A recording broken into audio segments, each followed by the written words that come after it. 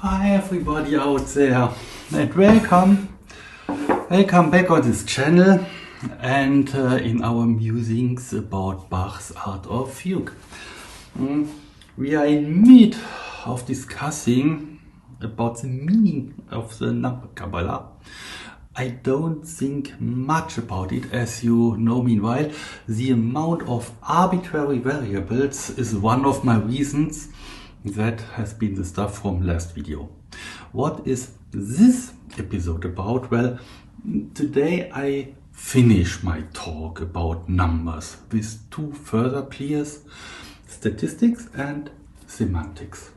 And on this way I share another piece of music from my own and a very personal one, while it touches my inner beliefs of humanism and humanity. And it contains some further inadvertent number symbolisms. We will have a little excursus to the meaning of music, which is indeed the description for semantics. Well, again, welcome. Have a coffee or a tea, make yourself comfortable, and let's start.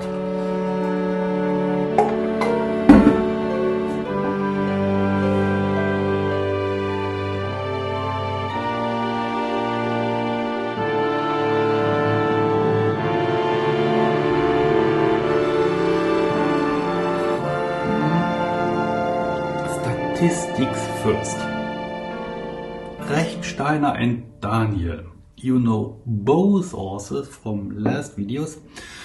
They both identified bar similarities and bar identities, whereby the amount of 372 bars seems for both to be a central entity in Bach's intentions about his Art of Fugue. Why? Daniel himself do not know this. This number can no longer be determined conclusively, as he writes on page 65 in his book.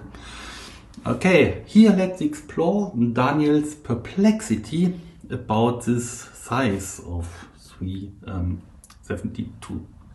Referring to those exact value, meanwhile, you know my opinion. If there would exist any documented testimonials from Bach or his near surrounding, I would agree that Bach could have forced, or even he had forced, his scores up to this precise size. However, such a testimonial does not exist, as far as I know, and again, please correct me if I'm false in this detail. So, we may talk about the size of 4 fugues in the region about 370 bars about.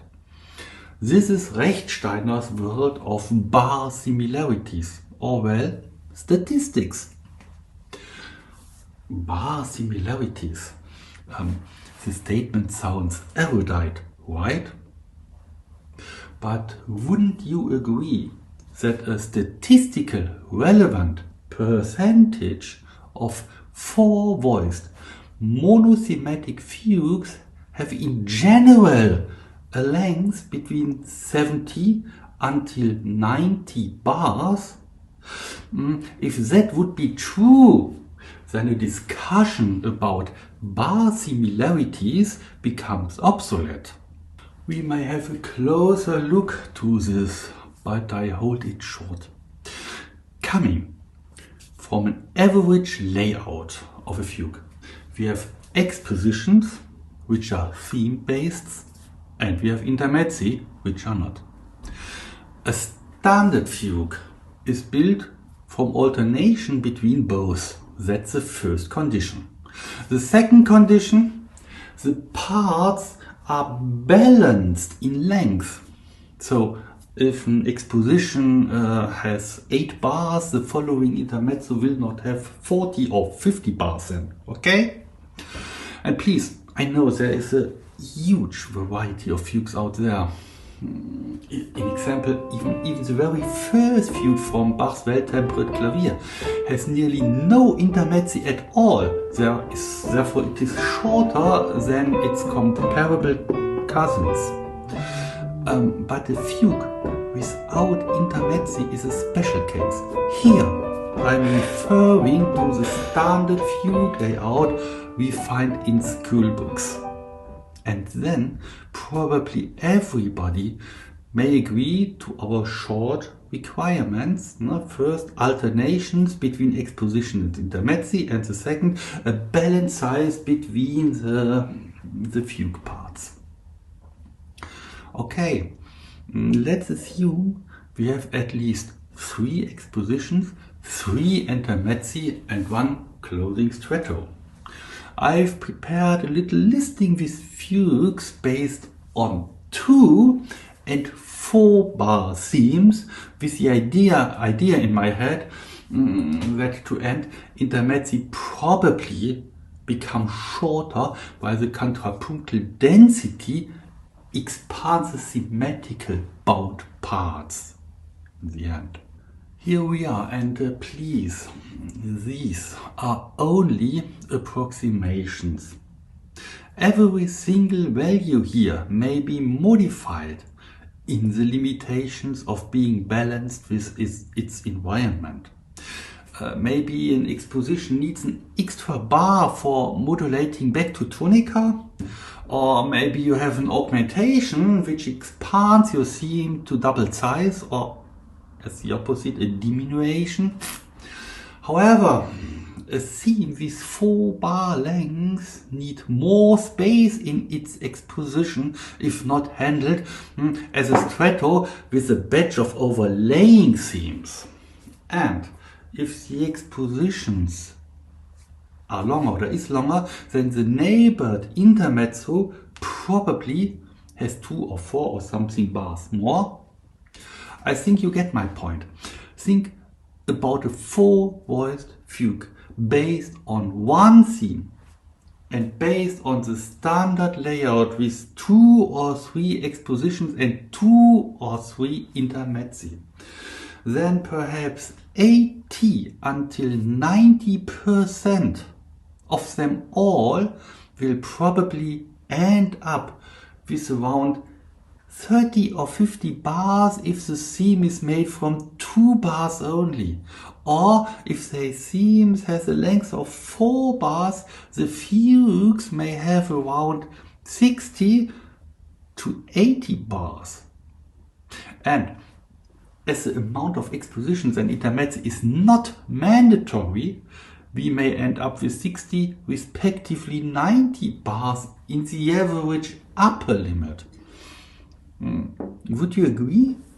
I'm false or too inaccurate? Let's see. The main theme of Art of Fugue consists of 4 bars. So compare our approximated template to the members of our first group of contrapuncti. 3 of them fit perfectly. And the 4th one has another metric. Without regular analysis, contrapunctus 4 opens the range of keys up to B sharp major, well, in a D minor basic key. And it uses the intermezzi as an element of structuring the fugue as a whole. So its 138 bars have their inner musical motivations. But the contrapuncti 1, 2 and 3 are regular fugues with a 4 bar theme in 4 voices, all written according the exactly same ground plan, layout. So of course, what else should Rechsteiner find other than, well, bar similarities? They are the simple consequence from just making a fugue. There's nothing special at all. By the way, the same applies later to the triple fugues 8 and 11. Both share the same layout, and so they share the same length. We need them in a later chapter. Here the table from Daniel's book shows the normal situation. If fugues layout changes, the bar similarities disappear.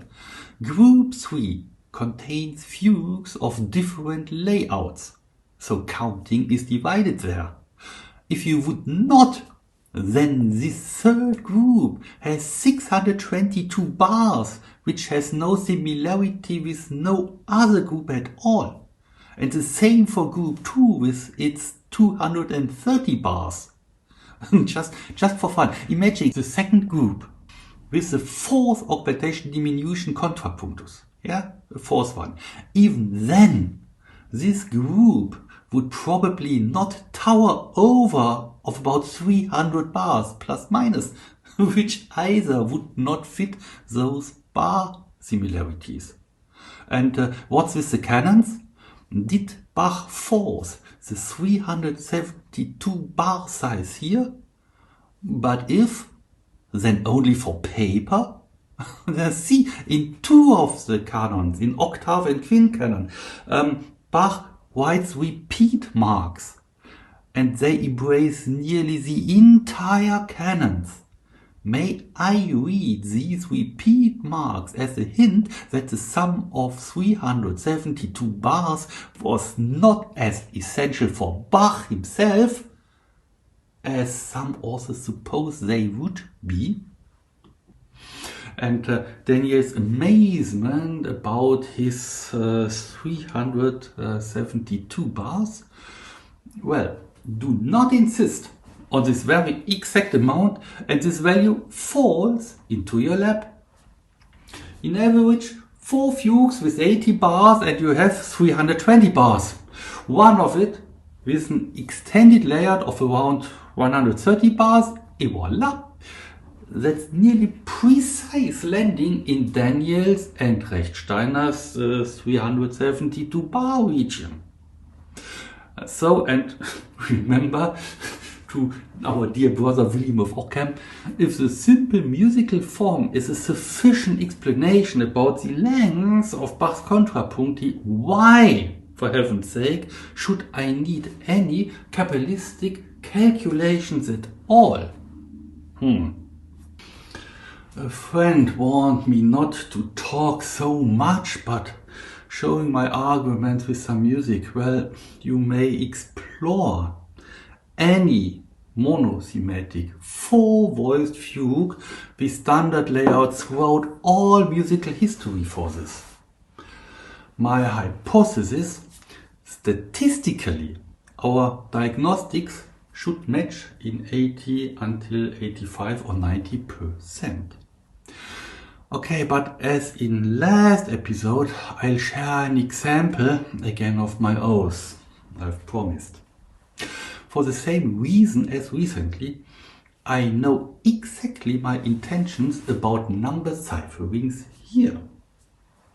It is a, you guess it, it's a monothematic fugue, and this is taken from an oratorio.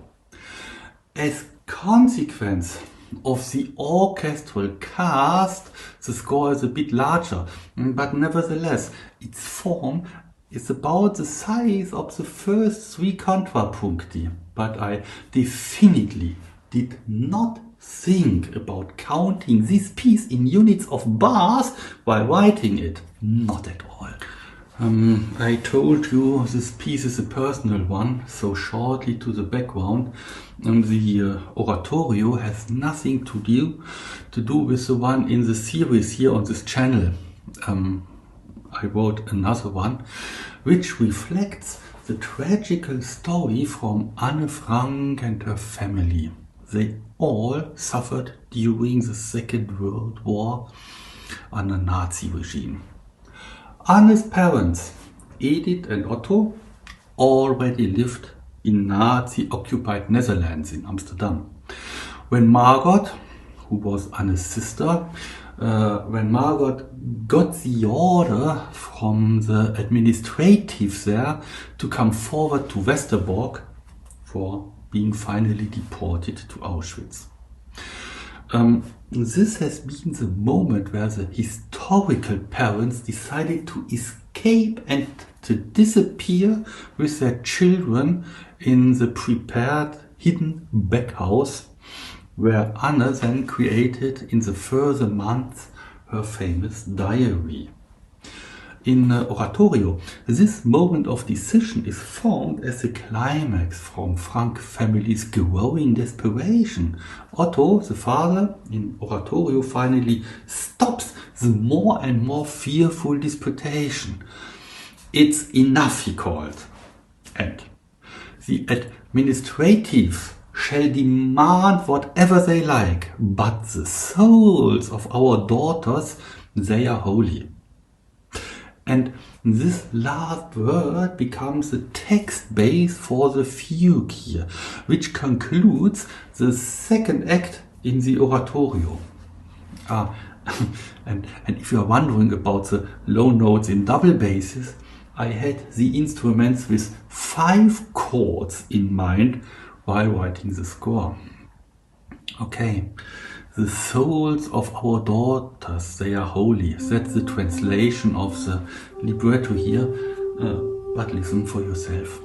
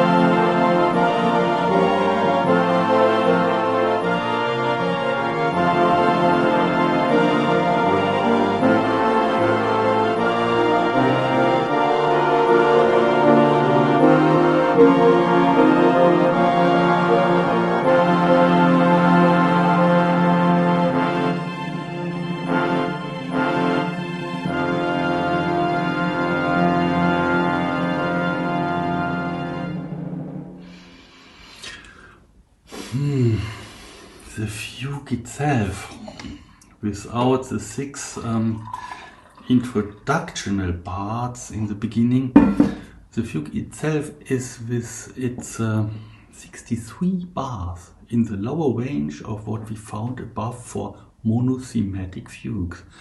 And before you ask about this exact amount of 63, I know since today. But I've written this piece a couple of years ago. So once more, I did not plan having this holy number 6 plus 3 is 9, even if they match perfectly here. Instead, I indeed created the fugue as a reference to the Jewish trisagion, which is the Hebrew base for the Sanctus in the Mess Ordinarium from Christianity. Even in our computer-generated output, the sacral idea behind the score is obvious, or well, at least I tried my best to make it obvious. You might know about the origin of the trisagion, the threefold holy, in Old Testament's prophet Isaiah. In the 6th chapter there, the angels sing and shout the holy to a God of cosmic size. But isn't that exactly the attitude that Edith and Otto Frank have towards their children? The souls of our daughters are holy. For Edith and Otto Frank, their daughters are holy as well. For all parents in this world, their children are. The distance between the family Frank to any of these Nazi murderers is absolute, and more. The distance between humanity and all this disgusting Nazi bullshit is unbridgeable. In consequence, all choirs, the entire cast, the full orchestra take the holiness of the children's souls and lift it up to a sphere beyond suffering and political inhumanity. The children are neighbored with the dignity of angels trisagion beyond any single religion.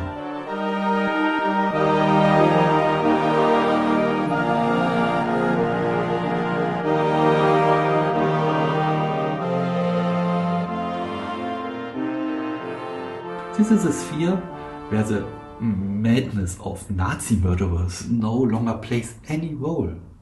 Representative for all children of all times.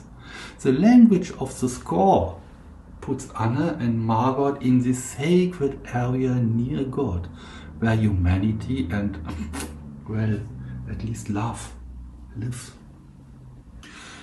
Why do I tell all this in our context of Art of Fugue? Naja, because we are now in the region of semantics. My last objection against numerology. Semantics is a huge chapter at all. And in my case here in this fugue, the text, the story, the libretto is the base that the semantical part of the score is cognizable. Number symbolism only as a vehicle for content will not work in most cases for people who are not reading the score. So this hidden content transported via number ciphering is not mentioned for an auditorium then, but it's mentioned for a godness. Even in earlier centuries, where religion touched the daily lives of people much more than nowadays. Thomas Daniel writes on page 62, this extent of numerical penetration in Bach's music certainly has late medieval characteristics. If you don't bother about missing sources, this might from a technical aspect be correct. Semantically, well, in the sense of content and message, it's in the 18th century simply false, in my opinion. See, Bach used numerology, indeed in context of God. We had found two places, both in the B minor Mass, both deeply linked with the dignity of the Lord and connected with the creation of the entire world. Presume for a moment I would have had number symbolism in my mind while writing the score you've just seen. Indeed I had not, but assume it for a second. Then the 63 bars are as a symbol perfect in my context. well, as a number which points to the presence of a God beyond any suppression and crime. Yeah, the 6 and the 3, the resulting 9 while adding them, or the resulting 18 if you multiply. And from 18, then 1 plus 8 is again 9, the squared number of Trinity. Once more, I did not intend all these numerical symbolic pointers to the numinous. They simply are, as I found today, and admittedly I like them, yes. Symbolic pointers to God. Yeah, that's the context of number symbolism in scores from literature throughout the centuries. But the fragment from Art of Fugue shows a completely other situation. In relation to Daniel, the second theme comprises 41 individual tones, which Bach supposedly intended as his number. So that's a kind of signature, right? But obviously, we have the third theme presenting the BHCH literally. Wouldn't this be enough as signature? Yes? No. Daniel insists in his own completion of the fragment score that the main theme must appear in a modified 14-tone version. Why? Let's say this together. Oh yeah? Because obvious. Bach's signature. Think about the density of a quadruple fugue, where at least in its final parts the ubiquity of one or more of these themes is overwhelming. They are simply everywhere. Would Bach have had such a need for outer recognition that he would have had to leave his signature on almost every single measure? And if Daniel is right, contrapunctus 14, it's a fourth Bach number as well. Yeah? More. In the Middle Age, number Kabbalah refers to the numinous sphere only. It symbolizes the kingdom of God, the mysteries of heaven, the aspects of Jesus Christ. In this context, Bach uses number ciphering inside the B minor mass. But here, in Art of Fugue, he should use it to glorify his own name with the same tools he uses to glorify God. Bach surely had his self-confidence, but he had definitely not the hubris of rising himself near God. And Bach, as a person of the 18th century, a person rooted in the language of sacred music as well as in his deep devotion to Christ, he would have perceived exactly this correlation. In my view of things, the probability for this is in fact totally zero. And probably even Thomas Daniel would agree in this point.